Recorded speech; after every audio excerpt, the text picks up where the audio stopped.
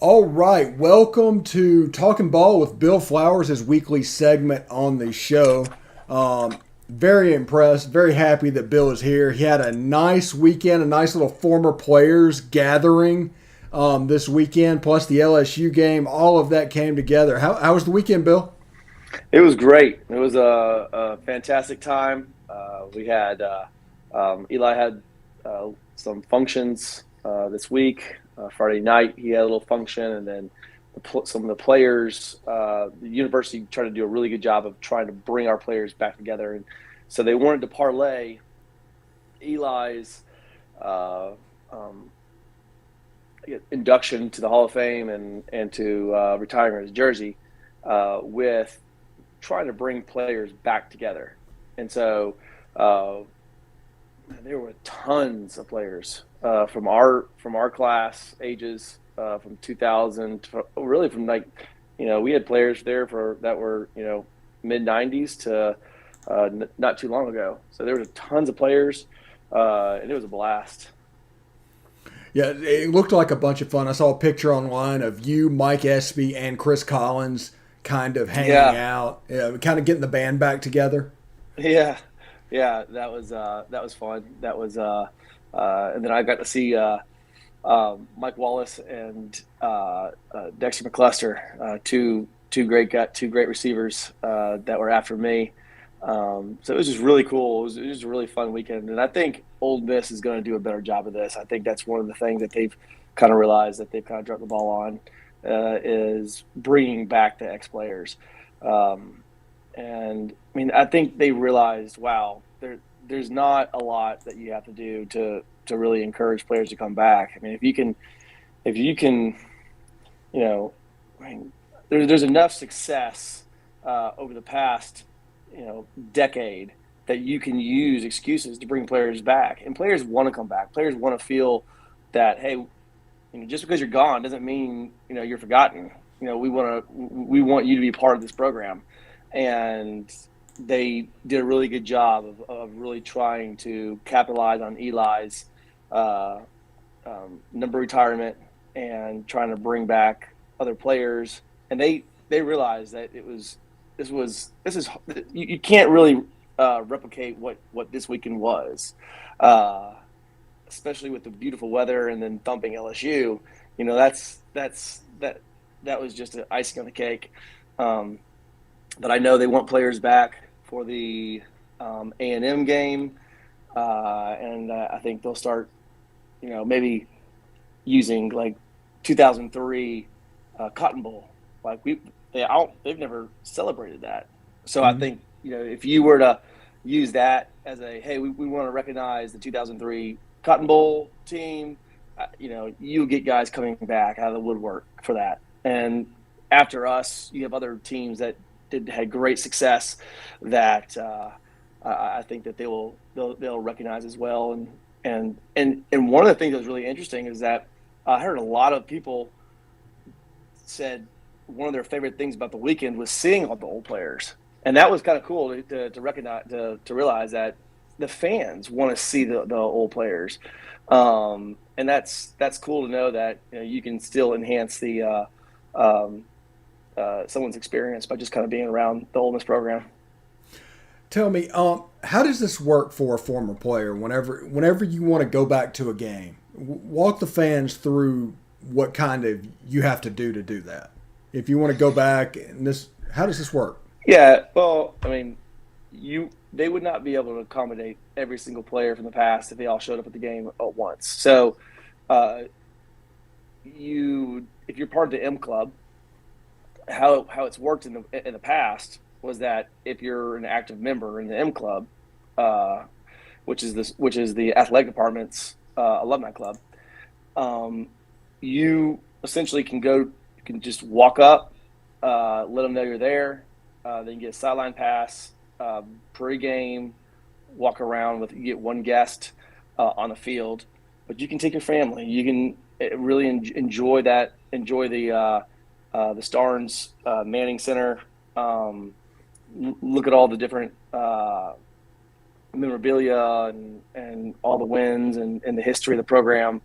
Um, but once the game starts, you get your own seats. They don't furnish seats to the players, unless you call in advance and arrange that. Again, they just can't accommodate every single player and give them free tickets. Mm. So it's really about kind of reaching out and being proactive in that. If there's something special about maybe wanting to get into the facilities, you would reach out to somebody in the athletic department and just kind of give them a heads up and try to arrange something. So that's kind of how I've see how it's structured. Okay. I was just curious about that. Yeah, I'm also a member of the M Club, so I was curious about whatever they do. I get those emails all the time about field yeah, passes, first come, first serve, and I right. was like just wondering how that worked. Yeah, yeah, and I again, someone told me that you can't just show up anymore. You have to kind of register because there's if everybody tried to do it, Mm. everybody you wouldn't be able to accommodate it all. So for me, it's been hard for me to get back because it's been really like almost 4 years since I've been back with kids and life and family. It's just hard to get Mm. back. And so, Eli reached out and said, "Hey, I'll let you come back for that." And then the university reached out and said, "Hey, we're going to be having this weekend for the players. I'd like you to come back." And it was just it was one of those things where you could kind of justify, coming back for this game and had a blast and really enjoyed it. Okay. Y'all had a meet and greet the night before. Who was the former player that you kind of fanboyed out for? You kind of geeked out for? Well, when I was in the training room, or not the training room, but the weight room, before I was just kind of walking around facilities, and I ran into Tim Debo. And when I saw him, I geeked out. I was like a little kid, and I was like, "Oh my gosh, that's Tim Tebow." I wasn't expecting to see him there, and he's a beast. That was really cool. Um, uh, Patrick Willis, and he and I played together. He's such a good guy. Really enjoyed just talking with him. And you talk about down to earth. You would never know that he's probably going to be a Hall of Famer in the NFL. I mean, he's just your good old guy Mm. that you would just never know. Enjoyed hanging out with him. Obviously, Eli. Um, it was great seeing Chris Collins and Mike Espy and those guys. So it was there wasn't somebody that I was like geeked out about, Mm. but it was really special to get to just tell Eli congratulations on success and then seeing Patrick and just getting to talk with him uh, and all the guys. And did Tay Biddle, was he able to make it back or? No, I didn't see him. Okay, Yeah, he because that would have wasn't been the, available for that. yeah, him and Kerry Johnson would like finish out the wide receiver room back then, right? Yeah, yeah. So, all right, let's get into the ball game. Ole Miss started out. LSU scored first, and honestly, it looked like LSU was getting ready to roll a little bit. Tysheem Johnson makes the play in the end zone, and then Ole Miss just cuts it on and just it's smooth sailing from there. What'd you pick up? So what I picked up was I think the success of the defense is that we've talked about how Ole Miss's defense has to bring pressure. Hmm. If you're going to run that 3-2-6, you better bring pressure from somewhere. And so what I've recognized is they're doing is that they're taking. It seems like maybe they're not, but it looks like this is what they're doing. They're taking that 3-2-6. They're taking that cloud coverage and bringing it up about 5-6 yards, taking those backers and bringing them up a little bit. And so it kind of looks like you almost have these backers so close to the line that they're not having to take on a running back from 2 yards, 3 yards behind the line of scrimmage. They're coming up. What it also allows you to do, it allows those backers to be able to fire through those holes, or it allows a safety or a corner to blitz from not from such a far distance. And so I think that's where our success or defense is coming, is that we're able to get some pressure, but you're bringing some backers, you're bringing some safeties and corners. To me, I think that's what the success is that we're able to get our edge, bringing some pressure. When you bring an edge, you're bringing a middle linebacker or a strong side linebacker through one of the gaps, creating more pressure. You've dropped so many backers that you have everything covered. So I think this new idea, this new way that they're having to try to figure out, how do we accommodate our defensive scheme? How do we modify it to our strengths? Because there's still, I mean, last year was a disaster. The beginning of the year was kind of like, we might be trending on the same direction. And kudos to our defensive coordinator and defensive staff that they are now modifying that and kind of building it into what fits our strengths. Yeah, good thing. The one thing I noticed personally is alignment, like you said earlier, has helped out our defense some. Plus, our edge guys, Cedric Johnson and Sam Williams, Yeah, those guys are just getting it could be a three-man rush, and they're getting pressure on the quarterback. When if they keep the tight end in, they can double team each and every one of the players on the defensive line. Of course, I think yeah, the pressure package is helping that. yeah. So when you have those two edges and you can get that pressure, it doesn't matter it doesn't matter if it's a three-man front. If you're bringing two edges, your tackle has to fan out wide. And if you're going to double team him, then you have that nose tackle that you have to call for. Well, if you've got those two ends that are creating such demand to be focused on, that's why bringing pressure from up the middle is so important, or a stunt to bring that defensive lineman from a different direction, causing there to be open gaps to bring pressure. I think at Ole Miss, they realize, hey, if you're going to beat us, you're going to beat us by the deep threat. You're going to kill us. You're going to kill us with the big plays. You're not going to kill us by dink and dunking and just keeping the ball out of our hands. And I think that we're showing that mentality and that philosophy is really starting to work, and the players are confident behind it. Yeah, and also I think that like Jake Springer coming into the lineup on defense, he allows them to play more 3-3 stack type defense, even though it's a 3-2-6 because he's such a Yeah, physical player. And that allows the defense to roll into some cover one and some exactly. traditional defenses. Yeah, and bring pressure. I mean, they brought pressure all day on Saturday, and it was awesome to see that. Yeah. Yeah, and moving to the offensive side of the ball, yeah, I mean, even Miles Battle caught a pass because we're so banged up at wide receiver. They kind of had a game plan of basically, let's take care of Matt Corral and get through this. But they ran the ball effectively. They got some weapons out there that you wouldn't normally expect. It was kind of a good game plan for them. It worked out well. Yeah, I was surprised at how well we ran the ball. They got Snoop Connor involved. I mean, he's a beast, and I was so glad to see him, get him involved. Really trying to feature him, and he did a great job. I was excited to see Ely start to get the ball rolling. With his, I mean, I think he had about 96 yards. And he did really well. And you could tell Drummond was hurt. I mean, he's that guy he's just doing everything he can to provide what he needs to provide to help the wins. I mean, and again, you've got Corral, who really just, I mean, he didn't have a great stat game, but no turnovers, taking what the defense gives him, making sure that the defense knows that if you give him a hole, he will take it.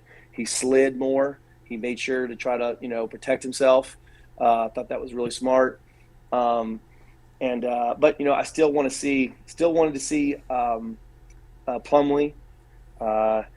I mean, listen, I'm not a defensive coordinator, but I'll tell you this: if I ever see Plumlee come out of the game and they bring in number 0, I know what they're doing. They're passing, and they're going to pass to him. It doesn't. It's not. It's obvious. Whenever Plumlee needs the ball, or I mean, it's crazy. I just don't understand why you're not going to utilize a player like that, because they definitely will design plays to get the ball into zero, and tens on the field all the time, and they're just not utilizing it yet. Yeah, yeah, absolutely. Moving on to Auburn. Auburn defensively is Derek Mason is going to look a lot like Vanderbilt. They're playing fairly well at the moment, and they're stopping the run. They're doing the things that you would expect of the Derek Mason defense. What are you expecting? I'm expecting, like you said, a Derek Mason defense. I'm expecting them to say, "Listen, you know what? You guys are banged up. We're going to try to press up as much as we can. We're going to try to force you guys to beat us, um, press wise, or try to put pressure on you guys. Um, and whatever we do, don't let them run." But it's hard. That's harder said than done because of the RPO, because of these little squirt passes that you can do, the motion that they provide. So I think, obviously, if you stop the run for Ole Miss, you win. And if I was the defensive coordinator, I would say, listen, you're with as banged up as you guys are, you're going to beat us by the air, and hopefully our defensive backs can uh, stop your receivers. You know, that's what it is. I think if you get Mingo and a healthy Drummond and um, uh, I mean Sanders, I mean you would think no way. I'm not. Those receivers are way too good to say I'm going to bet my defensive backs versus your receivers. But when you have guys that are so banged up, and just what we have, I expect them to stack the box. That's what I would think. Okay. When you were doing your former player things, did you hear any information about future comings of receivers? Did you get any inside info? No, I didn't. I didn't hear anything. Okay. I think I think that I think everybody just wants to know if Kiffin's going to stay. I think that I mean that's just everybody's initial thoughts. From a program standpoint, um, would Kiffin ever leave? I think that's the biggest question mark. And from a recruiting standpoint, if I was another team, I would use that. I would say, well, if you're a receiver or you're a quarterback, aren't you kind of a little concerned that he might leave or whatever? So didn't hear anything about future guys, but you know, this was a weekend that if you wanted to make a great recruiting weekend, you could not have made it any better. You could Mm-hmm. not have. If I was a receiver, if I was a quarterback, if I mean, Ole Miss is a school that has created a great atmosphere. It's player friendly. I mean, look at the uniforms, look at the culture. I mean, it's a really cool environment that they've created, um, and you're still building something. And I think that's what they still have the opportunity to say, listen, you guys want to build this and make this a top tier championship team year in, year out. So I think they're on their way to building that, but didn't hear anything, in general about any specific players. Okay. Yeah, But I was Arch was curious about. there. Yeah, The Arch yeah, was we there. saw pictures, and he was apparently wearing an Ole Miss hat. I don't know if that means anything. Probably nothing, but he was doing that, and he was signing autographs. That was weird. I saw a picture of him signing autographs on the field. So Well, I don't. Man, he gets mobbed. He gets mobbed.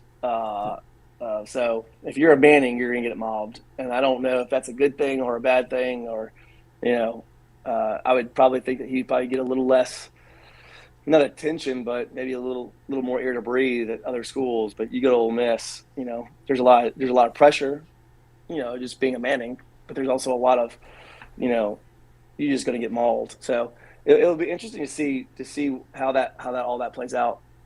yeah, in the age of NIL, by the way, Arch Manning at Ole Miss could make multi-million dollars while he's in school each year. Well, I don't think it's just Ole Miss. I think it's any school he goes to. I mean, Yeah, the national look. stuff he could get anywhere, but the Mississippi specific stuff with the last name Manning, Oh, that's yeah. that's going to be special here. Well, I guess, yeah, yeah, that would be. He just opened up the bank account. You're right, Yeah. 100%. So it looks pretty good. But we'll go back to Auburn real quick. Yep. What are you expecting from Auburn offensively? They run kind of a pro spread. They honestly look a little bit like LSU. What are you expecting this from them this Yeah, weekend? I I think Auburn. I think Auburn was probably pretty concerned with what they saw on Saturday with Ole Miss and the LSU offense. You're exactly right.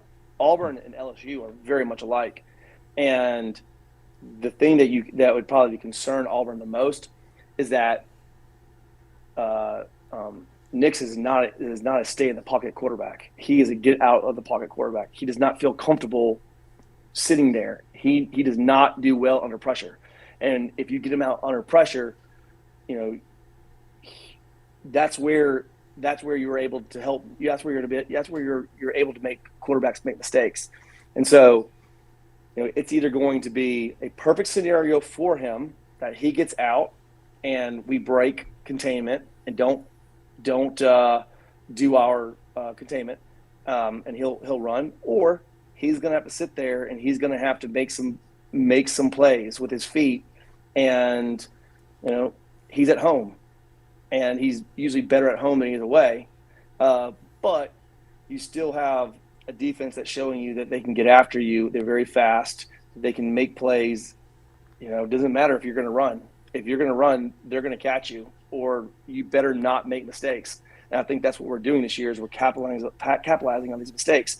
So I just think I think you're going to see a lot of Knicks having to break containment, having to get out of the pocket, and I think we're going to get on him faster than he's expecting it, and then he's going to have to either make that throw, or he's going to give us the opportunity to make a lot of interceptions. We'll tell you one thing that is concerning, and that people were telling me this before the game, is that our defensive backs do not look for the ball, and I was like, and so they were that first drive, LSU threw a deep post, and our safety he was just running with them, and I'm thinking, look up, and you're gonna catch the ball. And the guy sitting next to me goes, I told you they don't look for the ball. And that happened a number of times. And so when you have guys that are breaking and you have a quarterback who's running for his life and they're throwing the ball, I mean, come on, we should have had more interceptions than we did last week, which is pretty impressive. Yeah, and Bo Nix is known for throwing you the ball from time to time. So with our drop eight that we play, on some plays that we blitz them all, on some plays we go back, it's kind of back and forth. There's three safeties that are going to cover the deep end of the field, so that is something we could use to our advantage.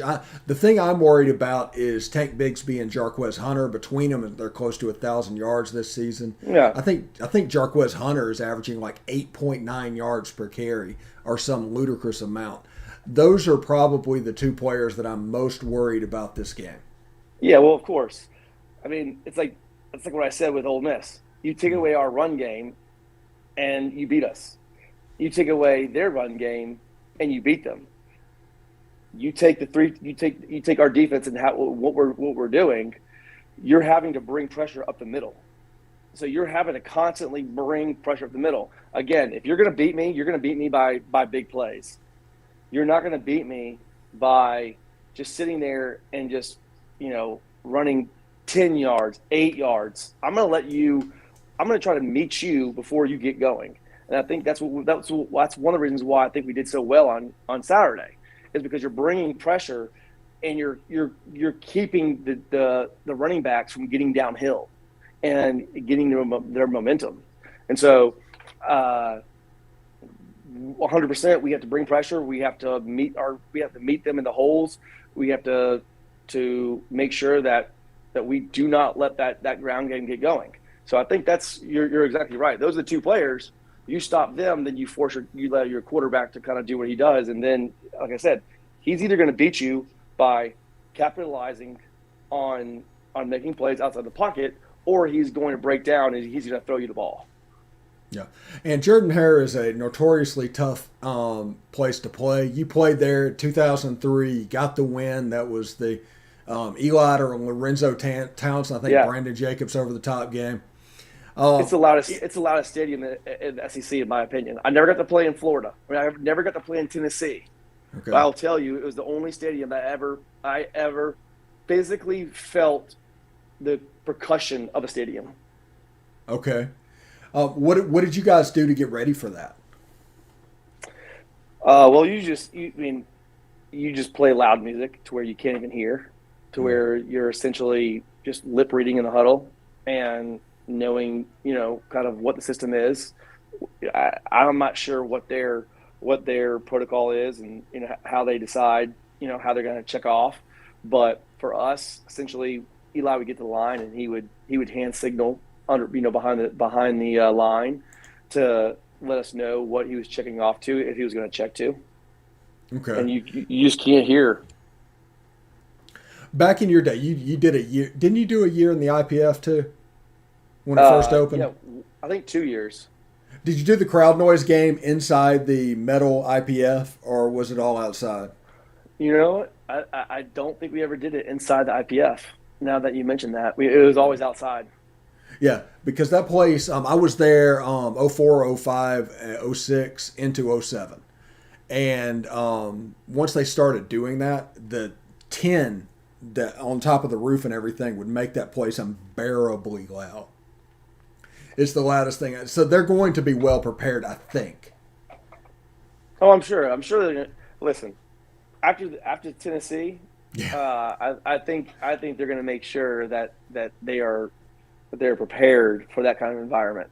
And one of the things that people don't understand, or people might not recognize or appreciate, is that you take every single one of those players at Ole Miss. They're there because they're good. They're there because, especially those who are starters. Listen, they're designed to play in hostile environments. As a player, the more hostile environment it is, the better you're going to play. There are some players out there that when they get in hostile environments, if they don't play well or they're concerned about that, it's very far in few between. The louder, the nastier the environments, usually the more like we want that environment. You want it. Yeah, and somebody like Eli or Matt Corral now, they're probably going to really thrive in something like that. The concern would be if Luke Altmaier had to come out and this was his first start in that environment. Yeah, that was my big concern this weekend Mm. was, you better not let him be the, come into this environment and get, LSU just come after him. Well, you definitely wouldn't want that in in Auburn environment, because it's not that he wouldn't be able to play. It's just, would he be able to function and communicate the way that he needs to communicate in that kind of environment? Yeah. All right. Thank you very much, Bill. This has been Talking Ball with Bill Flowers. We'll come back next week and talk a little bit of Hugh Freeze and Liberty. We got that coming the next week. So thank you, Bill. And hotty toddy. Hi, Toddy.